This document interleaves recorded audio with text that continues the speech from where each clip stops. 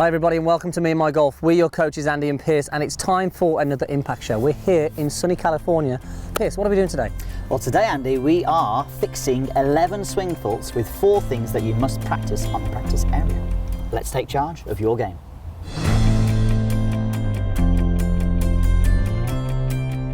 So thanks for joining us and welcome to Grand Del Mar. We're on the practice area. We've been doing some filming here for our December content, and what a fantastic place this is, Andy. If anyone's got a chance to play here, they must do so. Yes, and it is winter, but you wouldn't think it, would you? Wouldn't think. You've got a layering piece on, but it's actually really nice. Okay, so look, themes in 2018 have been absolutely fantastic. Your interaction has been superb, but obviously 2019, we are going to be doing themes again, but we want your input. So post down below what themes you'd like, monthly themes that you would like to see us do next year, and any other piece of content that you think would be a good idea, and hopefully we can pull it off. Yes. So right, look, we're on the practice area, and we thought we'd actually talk about some key things related to swing faults, but how you can fix those swing faults on the driving range. So we're going to be hitting 10 to 11 of our main swing faults by doing just 4 different drills. So Andy, let's get straight into them. So the first one, we love the range here, don't we? Yes. One of the main reasons is we have painted lines on the ground. It's got a nice line on there. We normally have a white one though, we've got a yellow one, ready to change the colour. But these are the things as well that every golfer we think should be doing. Yes, and we're going to kick off with the white line drill, the yellow line drill should I say, and this is ball striking. Now with an iron, we want to have the low point past the golf ball, and this is something that golfers struggle with, Pierce. A lot of the low point is before, either hit the ground first or hit those thin shots. Yeah. So if we can first of all create some awareness of where we're striking the ground, where the club's interacting with the turf, and then train a better low point, if we can get the ball followed by the turf more consistently, you're going to shoot lower scores. Okay, so let's just get straight into this. Let's watch you hit one and we'll have a look at the results. I mean, ultimately from this, if we're talking about someone who's hanging back, someone who's early releasing, you're going to be hitting that ground before that line, and that's going to be a problem for you. So a great thing that I like to do with this is taking my setup to the line, having practice swings and hitting the ground way past that line. You can see straight away there, I've got the turf up past the line. That's going to help create some different feelings for you, and then ultimately when we hit the shot, we want to get the same feeling. Ball followed by the turf. It's okay to take a little bit of the line out, but hopefully we get a decent solid strike on this one, Pierce. Yeah, if you look at that line there, you can see that was pretty good, wasn't it? Yeah, and you can see there, that was almost a little too late. Ball was a little low on that one. That was your focus point though, wasn't it? Yeah, definitely, I'm moving that. And for somebody who hits the ground first, that would be perfect. Right then, Andy, we got rid of a couple of swing faults there, hopefully. The pivot, we know it's important, especially when we're talking swing faults. We're talking maybe a sway, a reverse spine, a hanging back. You know, these are all problems that can be caused, obviously, by a bad pivot, but you've got a great drill that can actually help out here. Yeah, definitely. And I think what I like about this one, Pierce, I think everybody needs a good pivot. You know, there's not many golfers out there who shouldn't be really working and checking that their pivot is doing a good job. So we've got two main things for this, Pierce. We're going to do one on the backswing and then one for the through swing. So I'm going to use this line again here. You can maybe place a golf club if you haven't got one of these lines, or an alignment stick, and you're going to place one outside the heel on this one, inside the heel on this one. We're then going to take the club across the shoulders.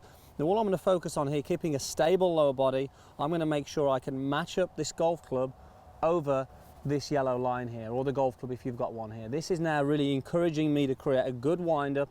You can see there's no sway of the lower body here. I really feel like I'm getting this good coil and good stretch of this torso pitch. Can you just do me a favour, Anne? Can you show me how someone could misconstrue the stable lower body? That's obviously the sway, sorry. But someone who has a misconstrued stable lower body and doesn't move. So someone actually just tries and rotate. There we go. So some people would maybe think that that's stable. That's just lack of rotation. You can see the rotation, the hips there on the way back. Now from here, we obviously want to then have some weight shift towards the target as I start the downswing. So initiating that with the lower body, and then from here swinging through onto this and matching this club now over the one on the ground here. My weight shift has got to the lead side, really efficient from the lower body, working hard there as well. Great feeling, Pierce. Everybody should be doing this. Let's see you hit one doing that, because you can really do it as simple as that. Just make sure this alignment stick or golf club or whatever it is isn't in the way of being hit on the way through. Okay, now again, I'm still using the line. That's going to keep me on check for my ball striking. Double matchup, I love it. That was even better. That was a nice one. A little bit of a draw, and maybe even a little bit of the line early there, Pierce, but that still was a good shot. Ball was right in the middle of it, and we're talking about literally half a centimetre. Right, we've used the yellow line for the first two. Yes. We're going to use it again, obviously on this one. Set to point. Really good draw. I remember seeing Sean Foley do this once before and we got it from him. And it really is good because it does help you with your pivot still, but it really focuses on what your arms are doing, doesn't it? So it stops maybe a disconnected move away and it actually helps you not chicken wing through the golf ball. Definitely. Just take them through it. And this line's really important again, you know, it's so key that we can strike these irons good. So set to point, basically. Set to point is we're going to swing back, we're going to set the golf club on the way back, so we've got this sort of nice 90-degree angle. And from here we're going to swing through by driving hard towards the target, and we're going to point the club towards the target. Now the great thing about this, look at the arms now. The arms are fully extended with the golf club, but also what we like about this drill, Pierce, it encourages you to move that weight to this lead side, again moving the low point back past that golf ball, so you can see there getting the turf, but again from here it stops any sort of early release and chicken wing on the way through, and gets the body, the hands and the arms working very well together. Yeah, and I think look, as we said, it encompasses a lot of different things here. Gets rid of disconnected move away. It's maybe okay for a sway as well, stopping a sway. No early release, no chicken wing and no hanging back. If you're somebody who sort of does this too early, yeah, then you're going to find this is quite difficult. But I'm going to have a go here and just show you. I'm going to go probably about 60-70% speed on this one. What I need to do, Andy, is actually hold your finish as well on this one, please. Hold there, hold there, hold there. So you can see, although the club has hardly sort of gone past the sort of, it's gone underneath his rib cage, on the top of his rib cage, I would say here. But you can see full extension of the arms. Sorry, spiked him in the arm. Full extension of the arms, no chicken wing, gets the weight into the lead side, full rotation of his body as well. Exactly. Pretty good. And look at that one as well there. Beautiful that was nice. strike. Yeah, there we go. 3 out of 3 so far. Look, Pierce. They're getting better. Okay, Andy. The sun is going down. It is. It's virtually one of our last instructional videos of the year. It is, almost. Almost is. And we've got a really good one here because we're actually talking about 4 swing faults that we can fix. You won't have all 4 of them at once, but we're talking about someone who's got a plane problem, so over the top or under the plane. We're talking about an open club face and a closed club face. So basically, slices and hooks. Yes. So, we have an alignment stick on the ground on the target line. How are we going to, because this is something we do when we train somebody in person, we'll get them to exaggerate the ball flights. How are we going to do that? Should we start with a slice? Yeah, so look, we know that a slice is a path that generally is to the left and a face is open to that. So I think what we'd like you guys to do is when you get to the range, try and get the opposite. Try and get some hook shots going. If we can get the hook shots going, then there's a good chance we're going to be able to find the middle. So if you are somebody who has this path to the left with the face open and gets the slice, all we want you to do is set something up like this, and we're going to see if we can get your path out to the right and get the face more closed to the path. If we can do that, we're going to shape the golf ball the other way.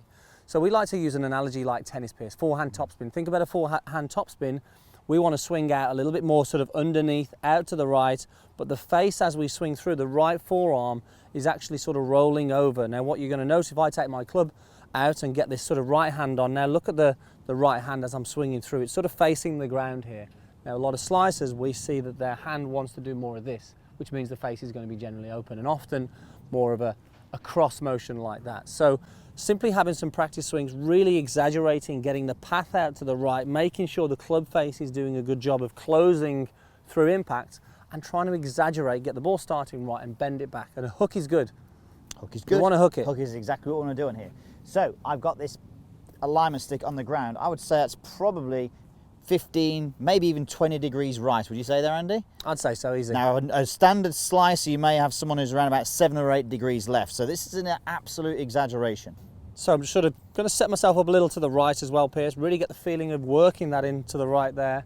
And I'm going to see if I can get this one hooking round. Has to start right, has to bend left. Very nice.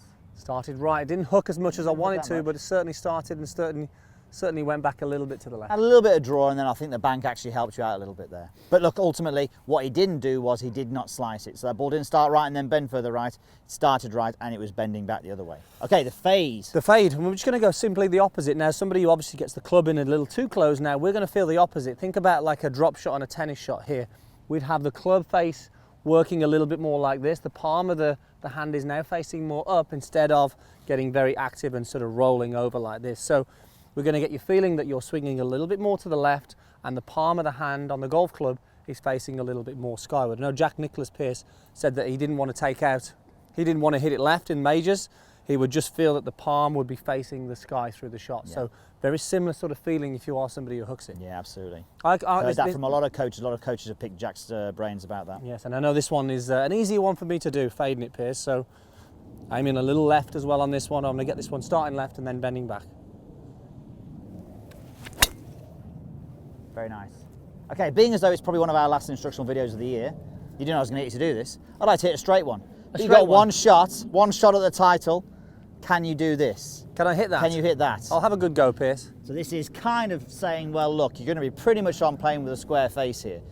So the other two we've allowed and exaggerated for getting rid of those swing faults. Oh, but on this one, Pretty straight one, yeah? I'm going to step back just a little bit. Okay. I reckon I'm going to get close on this You're one. going to take it out. It was pretty straight though. And it turned out to be pretty much a absolute straight golf shot. Slightly this side, was it? Maybe a bit more work on that Pretty one. decent, pretty decent. Okay, so there you have it. Hope you enjoyed that. Now, don't forget, if you did enjoy that video, give us the like button, hit that like button. Also, comment down below what you'd like us to do on themes next year and any other questions you like. And also, make sure you hit that subscribe button to see more videos like this.